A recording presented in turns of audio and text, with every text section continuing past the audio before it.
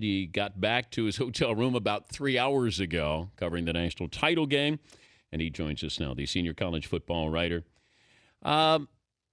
If you were going to compare these halves between these two, I mean, I don't even know where to start with this game as far as an overall view, or do you get specific? Where do you want to go? What direction, Andy? Well, here's the thing, Dan. If it had ended with the Kermit Whitfield kickoff return, if that had been the last score, it would have been a pretty good championship game. And then if it had ended with the Trey Mason touchdown, it would have been a really good championship game. And then you stack on top of it, 80-yard drive in 58 seconds by the Heisman Trophy winner.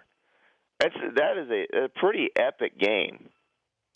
Well, there were so many. It was back and forth. When you looked at this, if you thought you had it figured out, all you had to do was wait a minute, and then it changed. And that's the final 5 minutes made this an unbelievable game. First half, I thought was, it was bad football by Florida State. Auburn, I thought, looked awesome offensively and defensively. Did Auburn play over its head to make this that competitive, or did Florida State kind of, were they vulnerable here to make it look a little bit closer than what it should have been? No, Auburn was really good. I mean, this is a team this was the third straight top 5 team that Auburn was playing, and they're just a very good team. And the stuff that happened at the end of the season, yes, there was some kind of magical quality to it, but the fact that they were in those games is because they were extremely good. They had a very good offensive line. Greg Robinson, their left tackle, certainly made himself some money last night. They were physical. Trey Mason, as we saw all toward the end of the season, was fantastic. I mean, last night Trey Mason looked like the best player on the field until Jameis Winston took Florida State down for that last drive. Did Jameis Winston have a good game? Who had the trophy at the end? Well, you don't always have a great game. He had a great finish. Yes, he did have a great finish. He did not necessarily have a great first 3 quarters. His fourth quarter was pretty darn good. But the first 3 quarters, I think he only had 120 passing yards. He'd been sacked 4 times. Especially in that first half, he was missing badly, a lot of overthrows. The one thing he didn't do was force anything in there and throw an interception. I think, had that happened earlier in the game, there may not be a comeback to be had. If the draft were today, or everybody in that game eligible, and we'll put in Winston in there. Trey Mason is going to come out. But did Winston if you looked at what where his stock is now, is he a number 1 overall pick kind of kid, or did he maybe drop down a little bit after last night? Well, the draftnik types were definitely critiquing him pretty hard. Yeah. You were hearing things that you didn't hear a lot during the season about his wind-up and about his delivery. And I'm not so sure that he would be a number 1 overall pick right this very moment. I have a feeling by the end of next year, by the time he's in the draft, he will be the number 1 overall pick. He's Andy Staples, short on sleep, long on opinions, joining us courtesy of Sports Illustrated. Why will we miss the BCS, Andy? I won't. Because think about this. Everybody said, oh, this game was great. The BCS is fantastic. No, next year there are going to be 3 of these. 3 games with high stakes that matter. And imagine if this happens in all 3 of them. It'll be great. How is the selection process going to be different when you're matching 1 versus 2? Because everybody said, and I've heard this, you hate the BCS, but the BCS got it right. And I said, well, the BCS didn't make it a great game. It turned out to be a great game. Right. But they put the 2 teams there. This could be a blowout. We've seen that before with games involving the BCS. But how's the selection process going to be different next year? It's going to be different because it's a smaller group of people talking about it. And you go back to the end of this season, there would have been some serious arguments over whether Michigan State or Stanford would be that 4th team. And, as we saw in bowl season, we don't know that much. Look at Oklahoma and Alabama. We're experts, right? We thought Alabama just roll over Oklahoma. Yeah. We just don't know.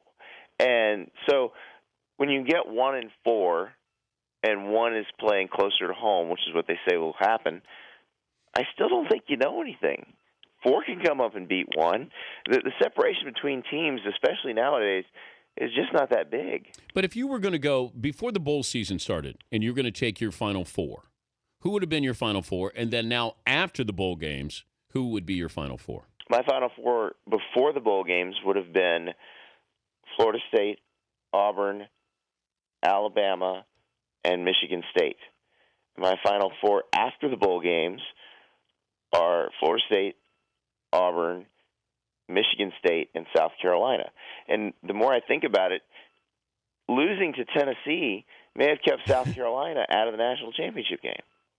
And then Michigan State losing to Notre Dame. Exactly.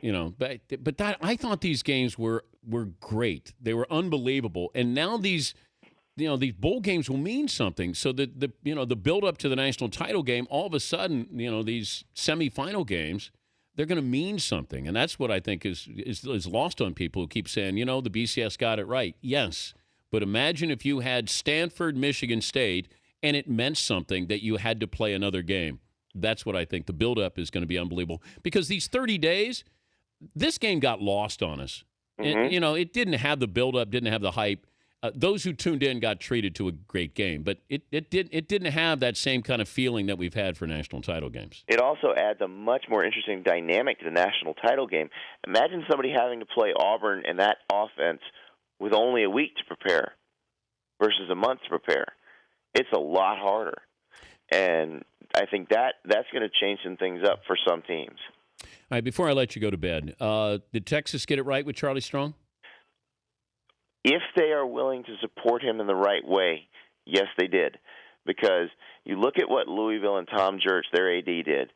They knew what Strong was good at, which is coaching football, dealing with recruits, dealing with players. They know what he is not fond of, dealing with the media, glad-handing boosters. And they made sure that he had the support he needed, that Tom Jurich was doing that stuff that Strong didn't necessarily want to do.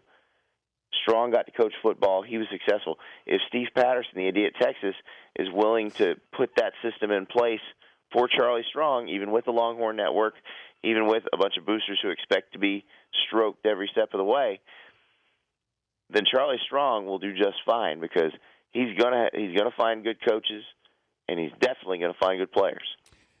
Heisman next year. If not Jameis Winston, then who? Oh, boy. It's funny because it's not somebody we were ever talking about. Yeah, it's usually the way it works. We weren't talking about Jameis Winston this time last year, and we weren't talking about Johnny Manziel this time the year before. You'd like to think Marcus Mariota's going to get a shot. He should have been on a lot more ballots this year. Brett Hundley from UCLA coming back. I think he's going to put up some numbers, and they're going to be a very good team. But I don't know. I bet it's somebody we're not talking about. Is there any chance Manziel comes back? No. Okay. All right. Okay, is he just toying with us where he's just going to drag this out and he's got to talk to his family and like it all of a sudden just dawned on him that I better talk to my parent? Oh, yeah, that's right. I might want to leave A&M. I never understand why any of this stuff takes as long as it does. I like the guys who play their bowl game, and after the bowl game they get up and say, yeah, I'm leaving. Or better yet, the clowny types where Steve Spurrier says, yeah, we're going to let him run through senior day. He's done. He's good. So that's the way to do it. I had Mike Krzyzewski on last week. He said, look, we expect Jabari Parker to go pro after his freshman year. So it's one of those things where the coaches know, the players know, we know. I thought Manziel went pro prior to the start of this year. So he basically said he was going pro when he said he had kind of outgrown A&M. But I was just curious about that announcement or the timing of it, why he was waiting so long. I would imagine that announcement is coming, in the next few days. All right, go to bed. Thanks for joining us, Andy. All right, thanks, Dan. All right, Andy Staples. The Dan Patrick Show, weekday mornings on Audience.